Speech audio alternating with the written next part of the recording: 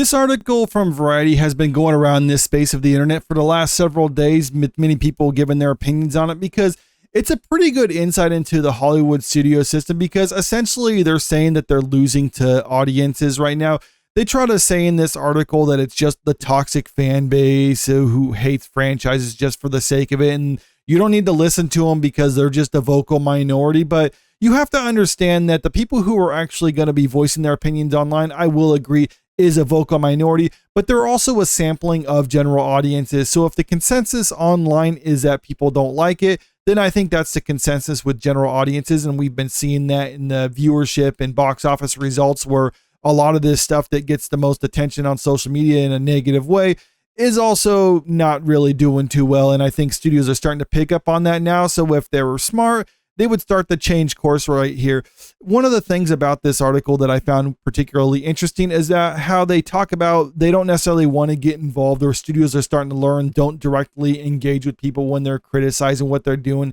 If anything, they want to just try to amplify the voices that are positive towards them. And I, on its surface, don't really have a problem with that. I think you should address criticism, or at least you should acknowledge criticism instead of just acting like it doesn't matter. But, small things, because obviously the worst thing that you could do besides not listening to the audience, I would say, would probably be to outright antagonize them. And studios themselves have tried to steer away from that sort of approach, or at least that's what some of the studios that this article is citing are saying that they're trying to do with it. Some of them, on the other hand, are actually trying to work with their actors and try to determine what's the best course of action when they start getting antagonized, or when they're taking on a role that is, how this article puts it, challenging the status quo, so to speak. Several studios insiders say they often put their talent through a social media boot camp. In some cases, when a character is intentionally challenging a franchise's status quo, studios, with the actor's permission, take over their social media accounts entirely when things get really bad, especially involving threats of violence. And yes, you should never threaten violence. I think it's fair game to criticize actors or decisions that are made at the creative level for a project if you don't think it's in keeping with that project, especially when the people working on it aren't necessarily fans of the source material. But this whole idea about how they shouldn't engage, or at least not antagonize people, I think is a good approach to it, because that's when you get the most vitriol from both sides, when they start taking everything personally. And that's where I get into the subject of today's story, because apparently one of the actresses of The Acolyte is upset with this decision, because studios, their job is first and foremost to make money. I think they should be going about doing that by producing stuff that people like. But when they fail to do that, she's basically saying that the studios like Disney should have outright jumped into the fray and started antagonizing and attacking the fans, because they believed that they were being attacked by the fan base. And so they should have jumped into it as well. Maybe it couldn't have hurt the bottom line for The Acolyte, because that was already pretty terrible, and a lot of the other people working on it were doing fighting. But now she's saying Disney apparently could have done more. So at this stage right now, it looks like they're starting to eat each other, because things just did not work out for them. The Acolyte actress Jodie Turner-Smith accuses Star Wars fans of racism and charges Disney with failing to protect actors from alleged racism. Now, I don't know what she means by failing to protect the actors from alleged racism. Were people being lynched or anything like that? Was there crosses being burnt on her front yard or something like that? No, people were saying some mean things to her on social media. That happens to everyone. I get racist stuff being said to me on social media, even if it's the comments about race that I'm not a part of, but whatever. I mean, that's just part of being on the internet, and you just don't have to take it personally. Now, if there's legitimate threats and stuff like that, then by all means report that to the authorities. And I usually don't advocate attacking people personally or making racist remarks towards them. I say just try to be above all that and just attack their work and their performance. I think that's fine. But the problem with something like The Acolyte, when it's so steeped into identity politics, is that they can't separate the show and criticism of the show versus criticism over them personally. So if you attack the show when it's based around their whole identity, well, then that's personal to them. And that's why you get some of the more, I would say, hateful comments from the people working on the project. But Disney, since they're not really that invested in it personally, they're just invested in it monetarily. So they're going to do what they can from a business standpoint. Meanwhile, you're going to get people like her who are just going to start attacking the fans and lashing out because they did not get what they wanted. Speaking with glamour in the wake of the show being canceled after the first season due to low ratings, Turner-Smith stated Disney's got to stop doing this thing where they don't say anything when people are getting effing dogpiled on the internet with racism and BS. She added, it's just not fair to not say anything. It's really unfair. She never says specifically how far Disney should be sticking their neck out on the line for their employees, or if it should be all their employees or just the high profile ones.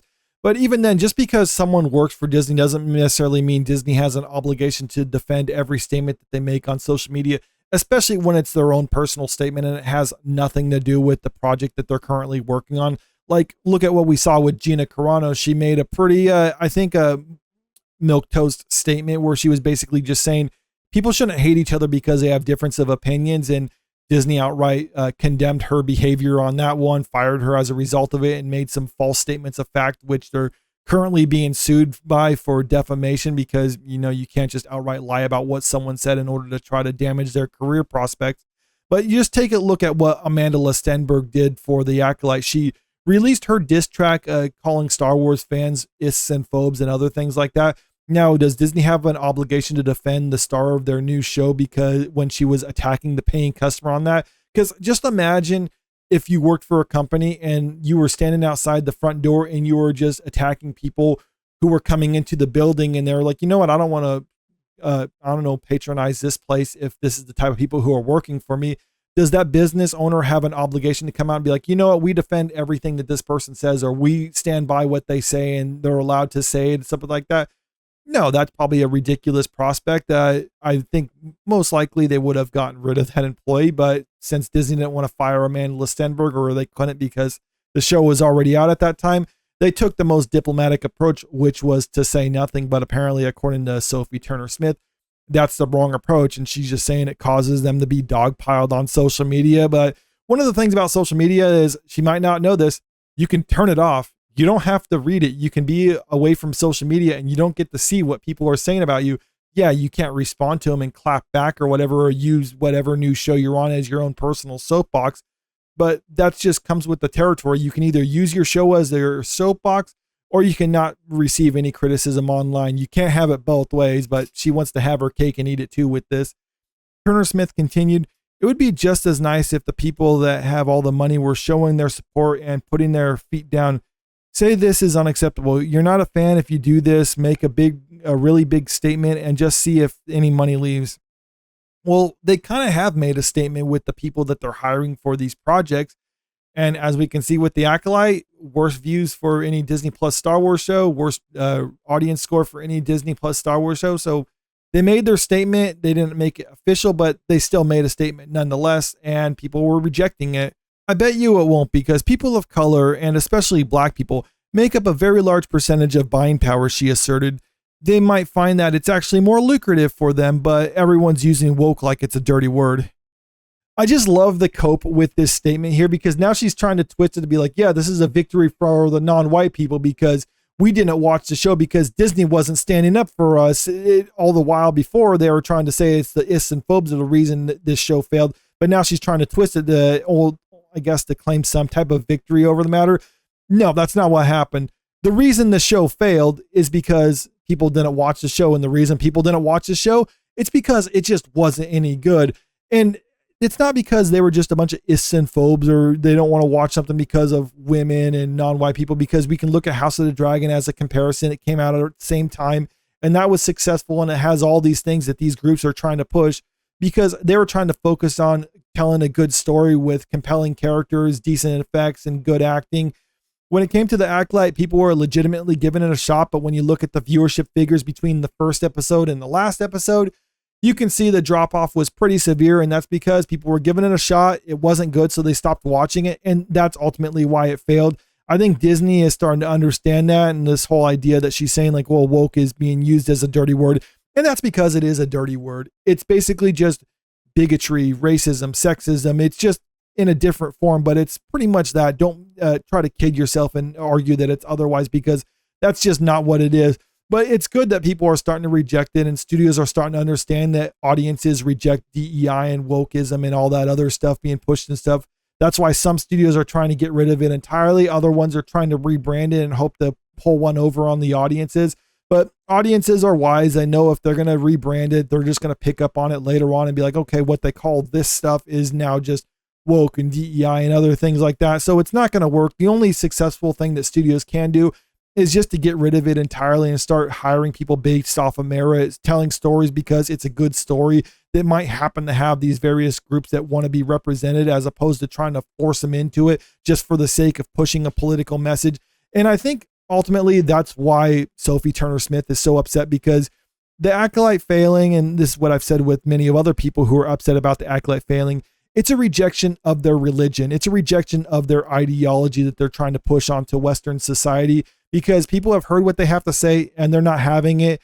And the Acolyte is pretty much just a prime example of all this. But let me know what you think about all this in the comment section below. And if you haven't already, make sure you click that subscribe button if you want to stay up to date with the latest entertainment news. And if you can, click that like button and share this video out there because it really helps out with the channel.